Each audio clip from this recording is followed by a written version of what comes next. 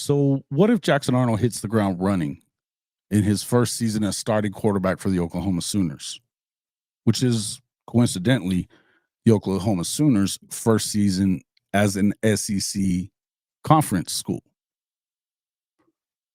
What if he's everything that he was touted to be as Elite 11 champion and National High School Player of the Year after his senior season at Denton Guyer in Texas? What would that do to the narrative going around about these Oklahoma Sooners in their first season in the vaunted SEC? What will that do?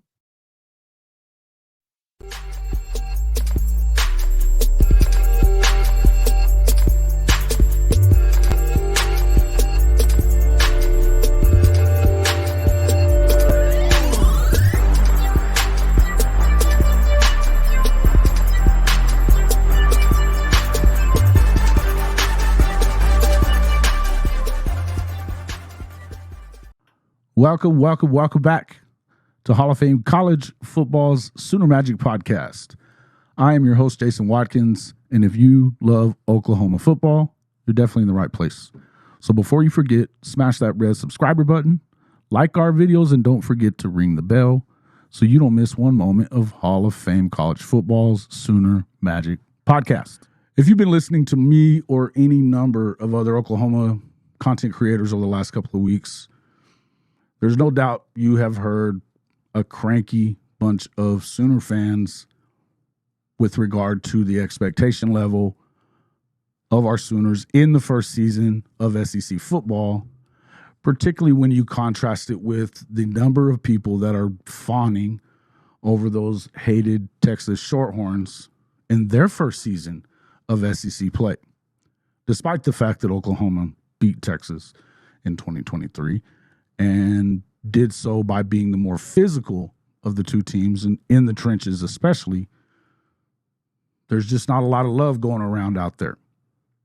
As a matter of fact, you had FanDuel, the online gambling site and daily fantasy sports website, that projected all of the SEC win totals and had OU at 7.5 wins for 2024, which, by the way, opened at 6.5 wins, but enough of us smart Sooner fans jumped in there and bet the over big on that to move the line to 7.5, which to me is still really low in comparison.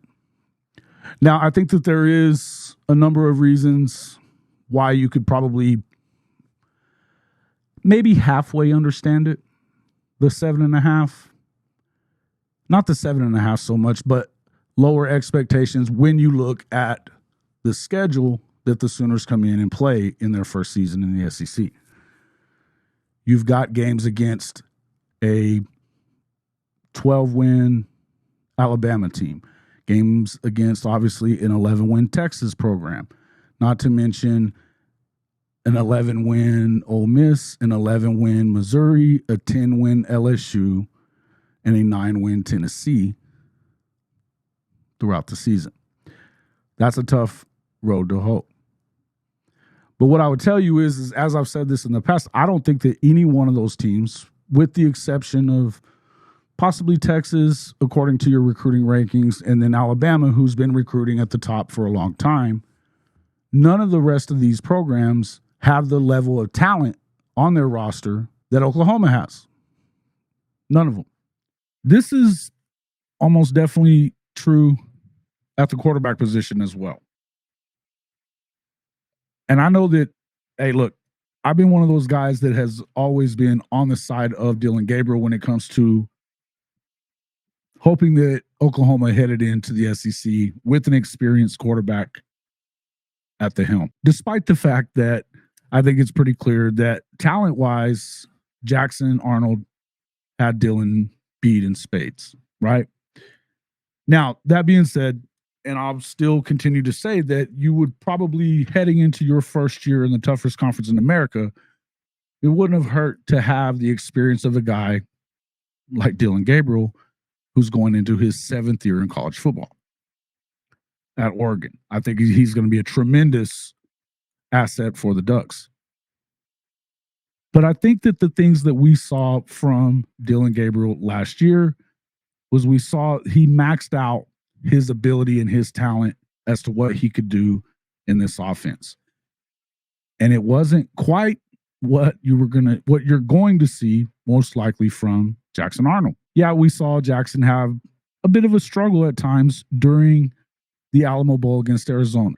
The speed of the game was probably a wake-up call for him a little bit. And I think that he had a timing issue as far as getting the ball out on time. And I also think that, the couple of times they had some key issues, from some of his receivers that didn't help him as well.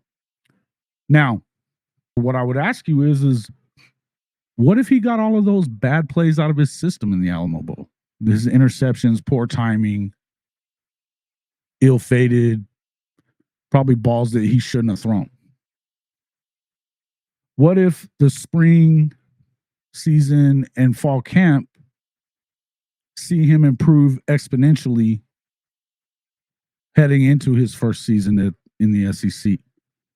And what if he does more resemble the guy who at Denton Guyer in his senior season was the Elite 11 winner and eventually National High School Player of the Year, and taking his team back to a deep run in the 6A playoffs in Texas, where they lost to eventual state champion Duncanville? What if you see more of that? What if you see the 5-star plus guy that everybody expects to see at some point of his career in Norman? A lot of people are doubting him. You had your Uncle Lou's of the world doubting him. I just saw John Kurtz doubting Oklahoma and Jackson Arnold on his show for whatever reason. Right? Got to have something to talk about, I guess.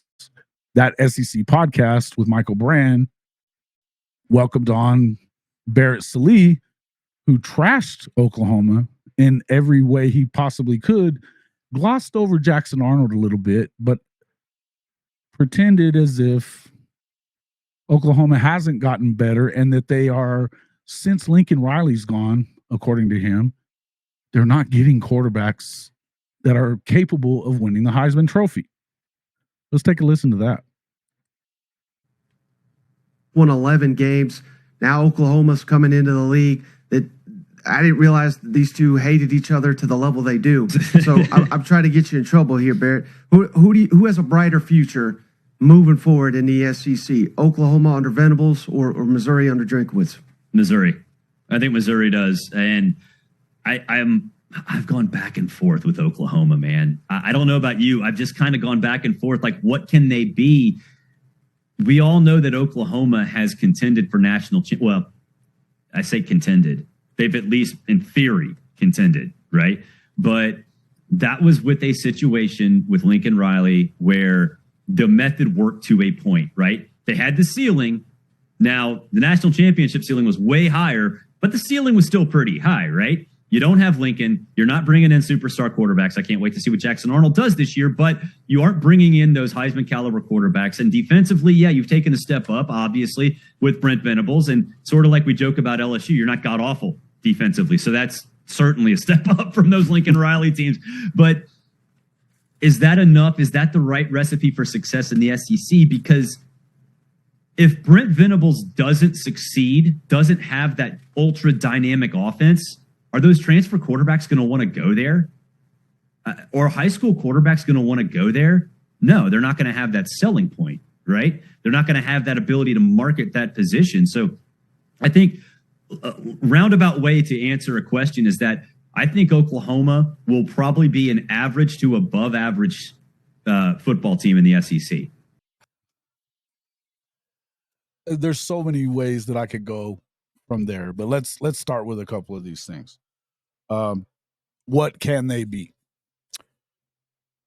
They aren't bringing in those superstar quarterbacks.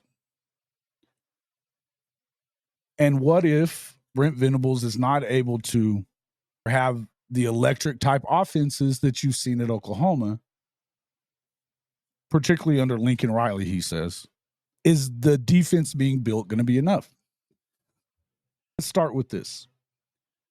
Lincoln Riley did not start the Heisman trend at Oklahoma. They won 2 before he ever got there. Should have won another one with Adrian Peterson at least. Offense was never a problem, even with a defensive-minded coach like Bob Stoops, who brought Brent Venables along with his brother to Norman as part of his co-defensive coordinators back in 1999, and they won a national title in 2000. They played for a number of other national titles coming up short, but continually put good defenses on the field and explosive offenses on the field. In Brent Venables' first 2 years, the offenses under Jeff Lebby finished in the top 15 in the country in total offense and scoring offense, and top 5 in the country in total offense and scoring offense. Lebby's off to Mississippi State, but Seth Littrell not only was able to keep Jackson Arnold in the fold, he was also able to get another state semifinalist from Texas in Michael Hawkins, vastly underrated and very capable of being a Heisman contending type of quarterback, along with Brandon Zerberg, another 4-star stud from the East Coast. Look, offense is not an issue under Brent Venables, but it's easy for these guys to make these kind of proclamations. Let's go into a couple of other things. Why this offense can be good and why I would expect for Jackson to be very, very successful in year 1. I think it's easy to assume that you probably struggle coming into the SEC. Coach, I talked about it the other night. We've talked about it plenty on our show that, listen, as a true sophomore, it's your first year as the true starter. You could expect some growing pains for Jackson Arnold. But it doesn't necessarily have to be that way. And the fact that he did get a start in the Alamo Bowl, and he had some ups and downs in the game. For all the interceptions that he had, he also threw 2 really good touchdown balls, one of which was throwing kind of on the run. He's able to open up his hips and hit the back corner of the end zone. Jaden Gibson on that pass, great play by both players. He hit Brennan Thompson in. The other part that I would look at is that, look, you can say what you want, but Bill Bedenbaugh, the offensive line coach, they're going to protect him. This offensive line, they've got some guys in the portal, not to mention the guys that they've brought in the last couple of years in recruiting that expect to make a big move this year, particularly under his tutelage. This is a coach that puts out first rounder after first rounder after first rounder in the NFL draft. I'm not worried about the offensive line.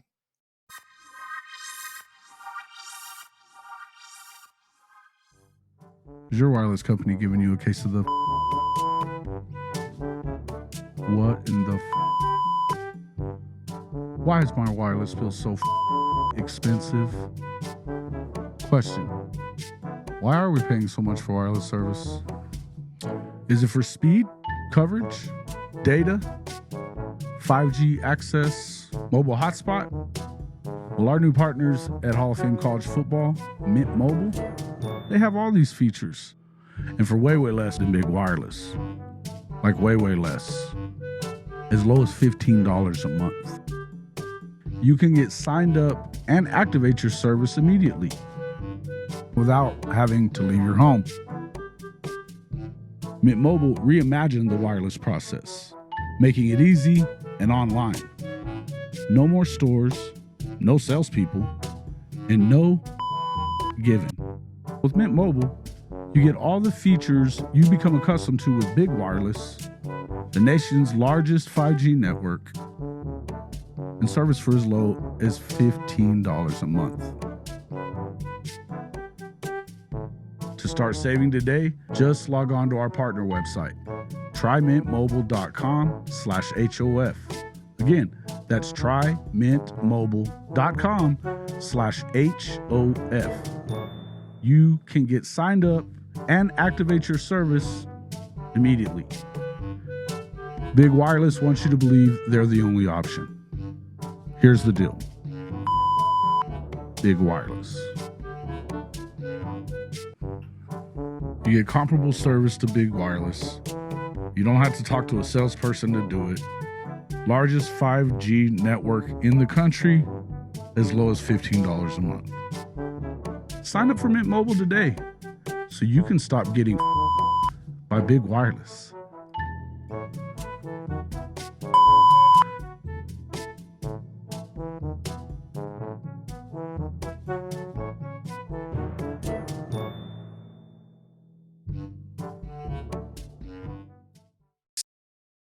And the fact is, the guy flat out has more talent than almost anybody you've seen at Oklahoma, save for maybe Kyler Murray, Sam Bradford. He's the highest rated recruit since ESPN started tracking recruits to sign at Oklahoma at quarterback. Again, this is a school that since 2000 has 4 Heisman Trophy winning quarterbacks.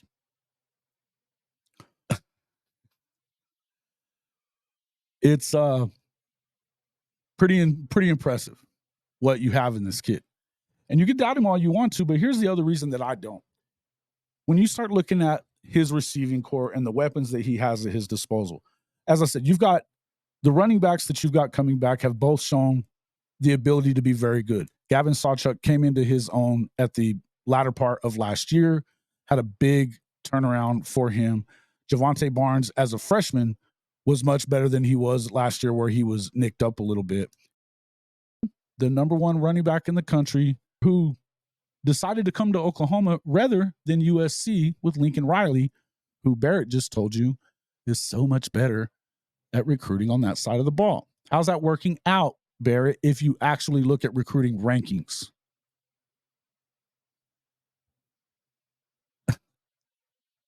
This is such an easy narrative, but let's take a look at some of these other weapons at the disposal of Jackson Arnold.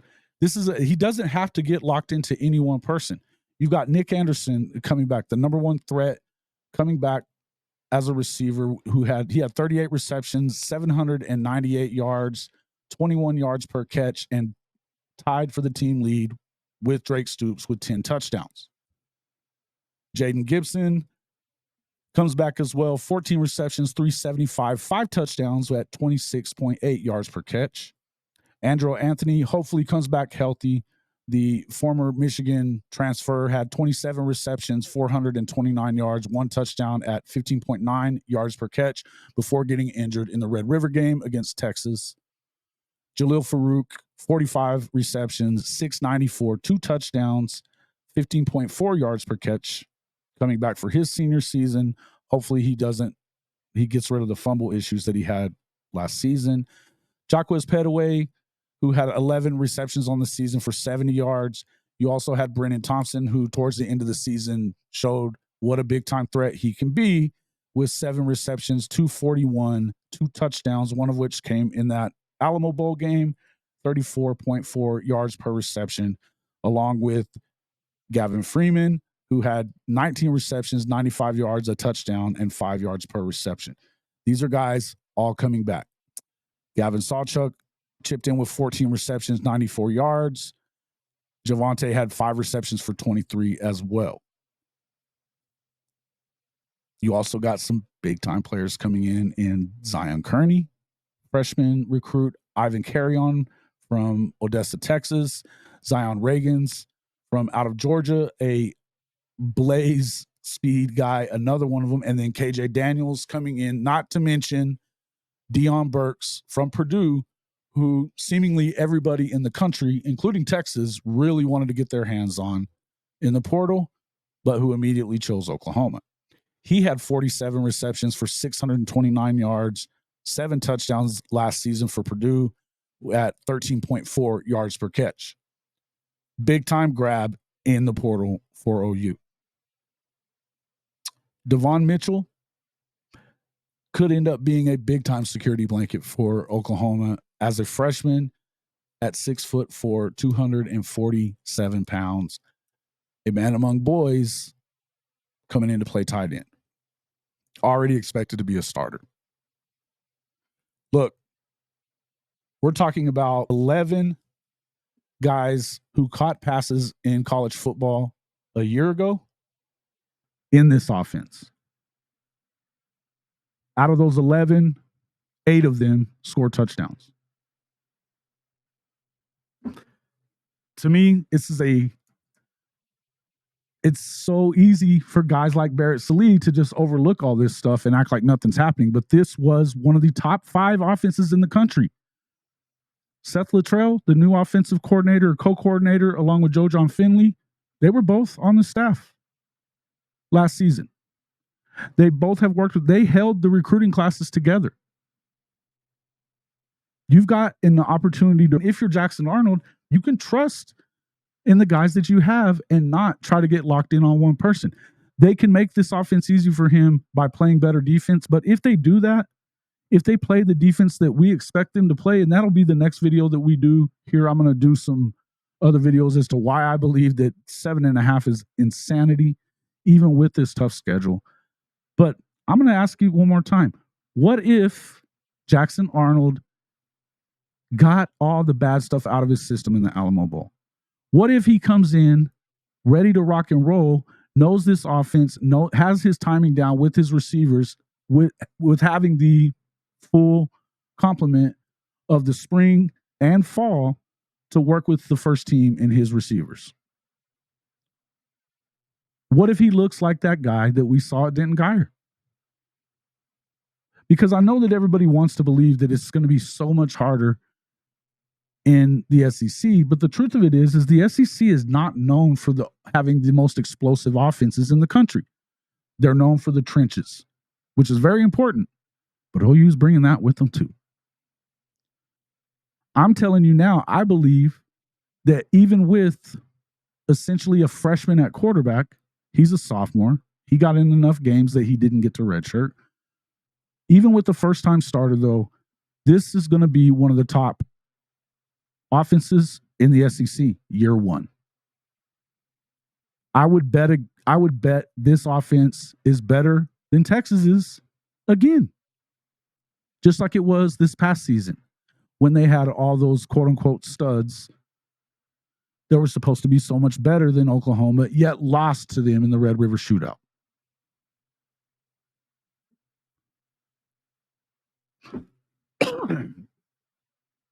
Jackson Arnold has the ability to do it. We know he does. And I don't think he seems like the type of guy that's going to harp on making mistakes. They don't want him to. I think they're going to want him to make throws. But the truth is, there's a lot of things working in his favor that he doesn't have to be too crazy. He can play more relaxed because he's got a defense behind him that can shut teams down. And that's really what it's going to take for this team to take the next step anyway. The question about whether or not they can have one of the best defenses or one of the better offenses because Brent Venables being a defensive-minded head coach is silly. They've already done it. Barrett Sallee saying that they're not getting those Heisman-type quarterbacks. What? That's what he said. I know, that's what he said. Who wants to go first on this? That is blasphemous. That is blasphemous. He's not looking at who they've got. Take a look at the tape for Michael Hawkins. Take a look at it for Jackson Arnold. Take a look at it for Brandon Zerberg. Take a look at the Kevin Sperry film from the last 2 years and then turn around and see what he's got next year. Nothing changed at OU when Lincoln left, except for they actually started recruiting better everywhere. Not just on defense with Brent Venables, on offense too. 7.5 is ridiculous. 6.5 was blasphemous. That is blasphemous. That is blasphemous. Ridiculous. And if Jackson Arnold is anywhere close to what Dylan Gabriel did last year, the SEC could be in a lot of trouble in year one from Oklahoma. Folks, let me know what you think in the comments. I'm telling you now, I believe that this Oklahoma team can make a move. I've predicted 9-3. It would not surprise me if they went 10-2. And if Jackson has a really good season and is one of the top 2 or 3 quarterbacks in the SEC right off the bat, which I believe he can be, the sky's the limit for this Sooner football team. Make sure that you hit that like button, subscribe to the channel. We'd love to have you be a part of this community. Check out our amazing partners like Mint Mobile, Devil Dog Brew and Beans. And hey, we'll talk more about that, about the defensive side of the ball coming up in a few days. We've got some more stuff coming along on both the Sooner Network with the Sooner Magic podcast, along with Hall of Fame College Football with Jason and the Coach, our other channel. Make sure you tune in. We've got lots of stuff coming down the pipe for you guys, you know, as we head into first season in the SEC. Exciting stuff. Can't wait to get into it. Hit that like button. Let us know what you think in the comments, and we'll see you on the next one.